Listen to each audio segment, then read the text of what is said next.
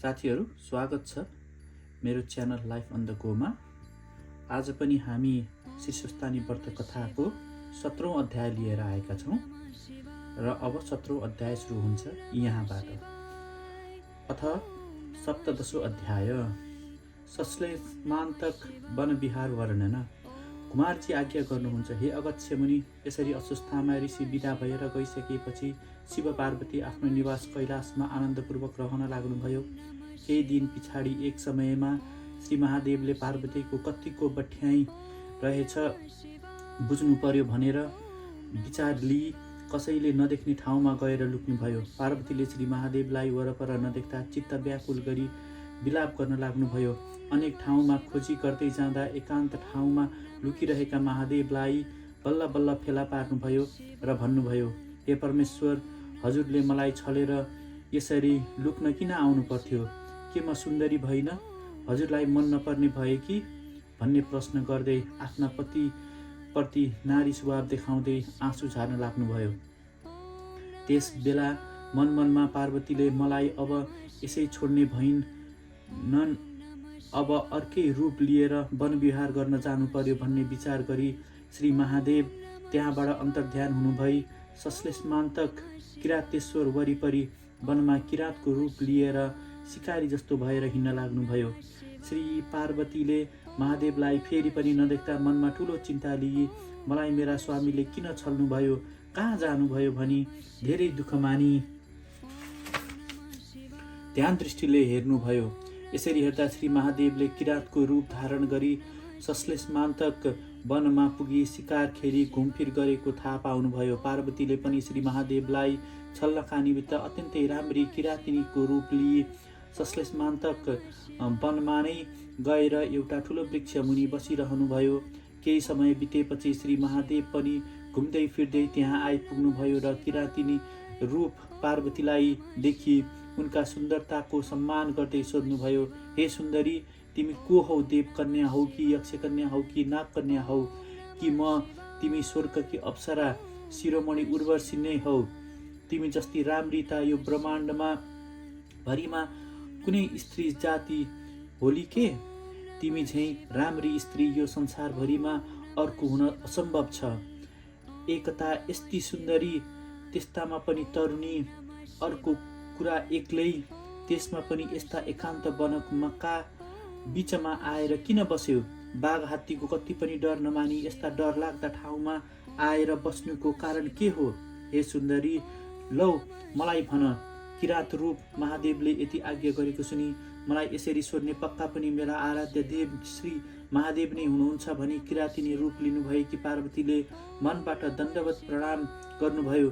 त्यस बखतमा श्री महादेवको रूप कस्तो थियो भने बायाँ हातमा धनु र दायाँ हातमा त्रिशूल लिनुभएको, काँधमा बाण राख्ने ढोक्रो भिर्नुभएको, सर्पका गहना लगाई कम्मरमा बाघको छाला बेहोर्नु भएको डरलाग्दो स्वरूपका किराती रूप श्री महादेवलाई देखि पार्वतीले बिन्ती गर्नुभयो, हे किरात, म यहाँ तपस्या गर्न बसेकी छु। यसरी यहाँ म बसेको धेरै वर्ष भयो। किरातिनीको जात हुनाले बाघ हात्ती र अरू वनचरको मलाई कुनै डर लाग्दैन। यस्ता प्रकारले दुई स्त्री पुरुषको कुरा हुँदाहुँदै झमक्क साँझ पर्यो। जुवै किरात किरातिनीको रूप लिएका श्री शिवजी र श्री पार्वतीजी त्यही ठुलो वृक्षका छाहारीमा बास बसे। बिहान उठ्यो, एक्लै वन जङ्गल घुम्यो, फल टिप्यो, खायो, बेलुका भएपछि त्यही बास बस्न आयो। यसरी आफ्ना आफ्ना दृढ व्रतमा रहँदै आज भोलि भोलि भन्दै त्यहाँ बसेको पनि निकै दिन बिते। एक दिन पार्वतीले मनमा विचार गर्नुभयो, श्री भोलेनाथ पुरुष जाति हुनुहुन्छ, उहाँलाई घरद्वार नभए पनि भोको नाङ्गो रहेर पनि केही फिक्री छैन। उहाँलाई एक्लै बसेर घुमेर पनि निर्वाह चल्छ। म त स्त्री जाति हुँ, मलाई घर चाहिन्छ, विवाह चाहिन्छ। पति परिवार, मान्यजन, अतिथि, योगी, भिकारी, कुलप्रीति, राजा देवतादेखि लिएर भावी सन्ततिको समेत विचार गर्नुपर्छ।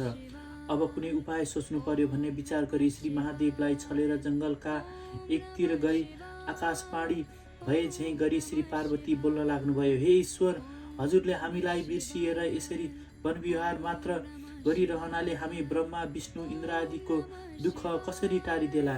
हे करुणामय, हे वृषवाहन, अब कैलाशको याद हुन गएमा हाम्रो उद्धार हुँदो हो।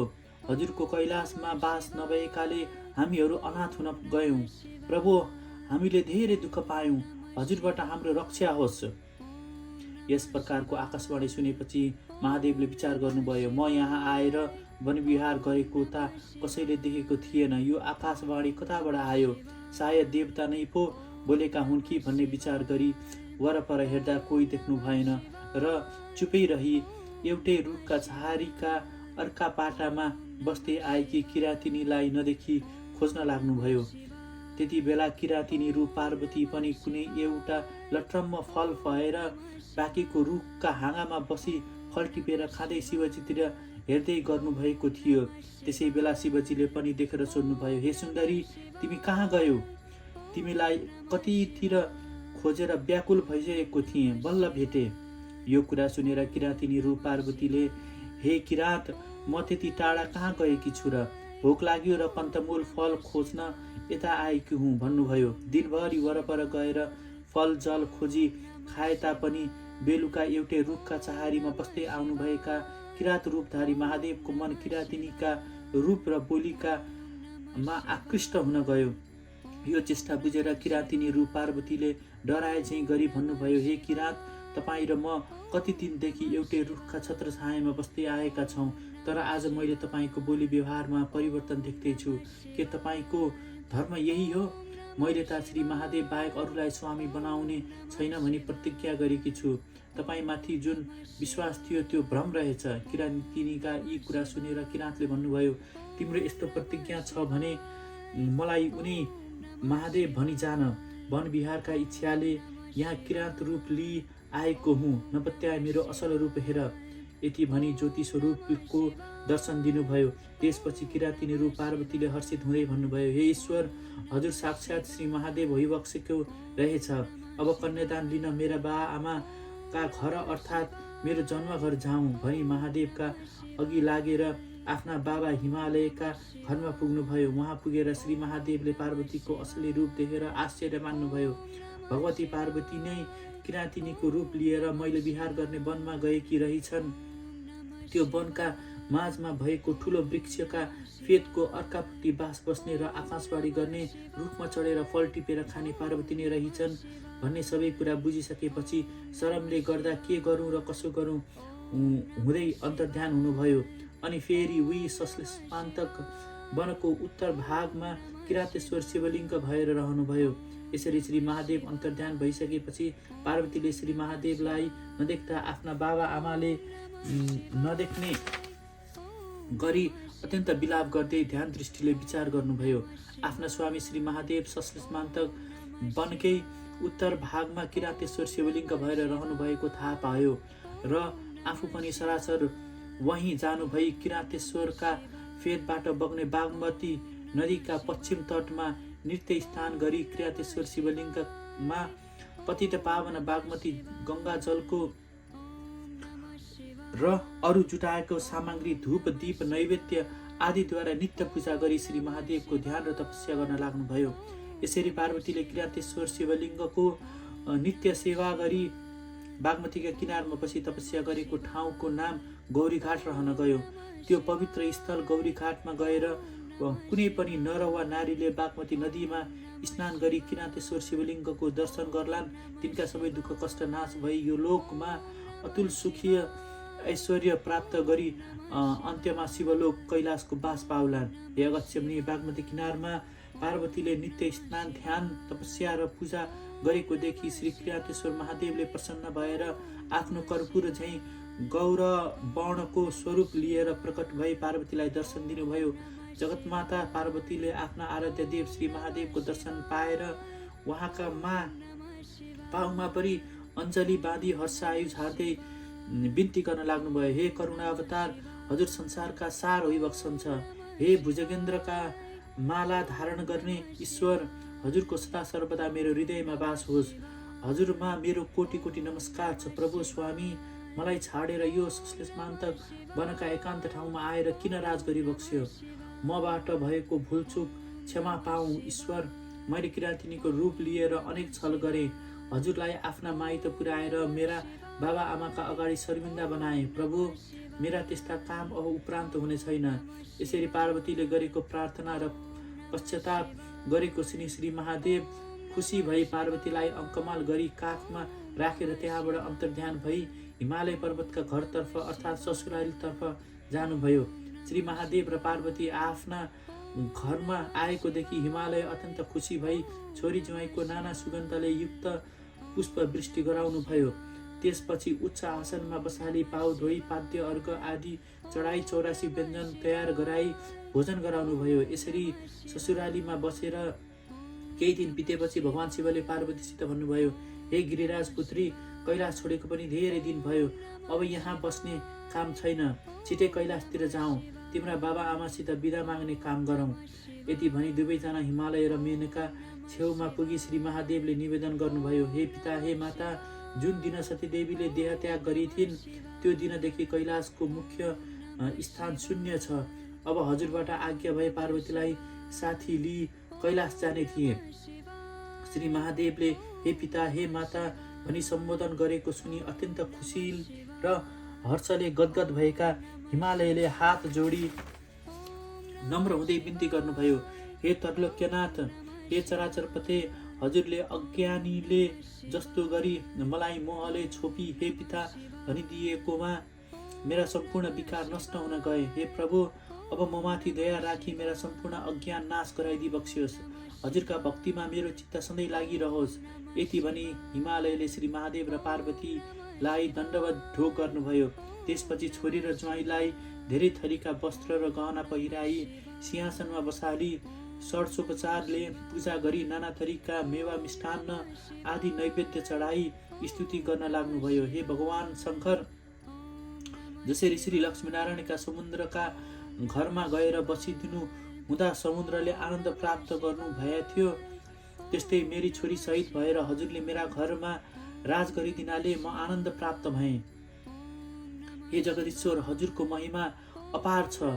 हजुरका मायाले नै यो विश्व ब्रह्माण्ड व्याप्त छ। जति बेला देवता र दानव मिली समुद्र मन्थन गरेका बेला कालकोट विष निस्कियो र संसारलाई डराउन लाग्यो, त्यो देखेर हजुरले नै त्यो उग्र विष आफ्नो घाँटीमा राखी सबैको रक्षा गरी बक्सियो। त्यहाँबाट हजुरको नाम नीलकण्ठ पनि रहन गयो। हे विशम्बर, आफैले सृष्टि र स्थिति गरी आफैले नै संहार गर्ने यस्ता हजुरलाई कोटि कोटि नमस्कार छ। हे परब्रह्म, पृथ्वीलाई रथ, 4 वेदलाई घोडा, चन्द्र सूर्यलाई रथका पाङ्ग्रा, ब्रह्मालाई सारथी, सुमेरु पर्वतलाई धनुष, शेषनागलाई धनुको ताँदो, विष्णुलाई बाण बनाई त्रिपुरासुर दैत्यको नाश गर्ने हे शम्भु, हजुरलाई कोटि कोटि नमस्कार छ। हे युगेश्वर, ब्रह्मा भन्नु, स्थावर भन्नु, जङ्गम भन्नु, यमका पनि यम भन्नु, नारायण भन्नु सबै हजुर नै भइबक्सन छ। सत्व, रज, तम, त्रिगुण भन्नु, देवताका पनि देवता भन्नु, मृत्यु भन्नु, कालका पनि काल भन्नु, गुणका पनि गुण भन्नु, अनाथका नाथ भन्नु सबै हजुर नै भइबक्सन छ। यसरी गरी विश्वरूप मूर्ति भन्नु, आदि मध्य र अन्त्य नभएका भन्नु, अष्टवसु भन्नु, द्वादश आदित्य भन्नु, दिक्पाल भन्नु पनि सबै हजुर नै भइबक्सन छ। हे भोलेनाथ, समस्त ब्रह्माण्डका समस्त प्राणीका हृदयमा बसी पाप र पुण्यका साक्षी पनि हजुर नै भइबक्सन छ। हे वृषध्वज, हजुरका महिमाको वर्णन गर्न चतुर्मुखी ब्रह्माको 1000 जिब्रा भएका शेषनागको पनि सामर्थ्य पुग्दैन भने मेरो कसरी पुग्ला। यस्ता तरहका सित हिमालयले स्तुति गरेको सुनि श्री महादेव सन्तुष्ट हुनुभई प्रसन्न मुद्रा लिई भन्नुभयो, हे पर्वतराज, तपाईँले गरेको सेवा र भक्तिदेखि म सन्तुष्ट छु। आफ्ना चित्तलाई सधैँ मेरो भक्तिमा लगाई कैलाश पद प्राप्त होला। अब हामी बाटो लाग्छौँ, बिदा पाऊ। यति भनी हिमालय र मेनका सित बिदा लिई श्री महादेव साँडेमाथि बस्नुभई र श्री पार्वतीलाई आफ्ना काखमा राखी बिस्तारै बिस्तारै गर्दै आफ्नो कैलाशपुरी पुग्नुभयो र उहाँ आफ्ना प्रथम गणका साथ आनन्दले राज गर्नुभयो। इतिश्री स्कन्द पुराण केदारखण्डे महात्मा अग्मे कुमार अगस्त्य संवादे श्रीस्थानी व्रत कथाया अश्लेषमान्तक वन विहार वर्णन नाम 17औं अध्याय। र यसरी 17औं अध्याय आज समाप्त हुन्छ। तपाईहरूलाई बृहत श्रीस्थानी व्रत कथा मन परेमा कृपया कमेन्टमा ओम नमः शिवाय लेख्नुहोला। ओम नमः शिवाय।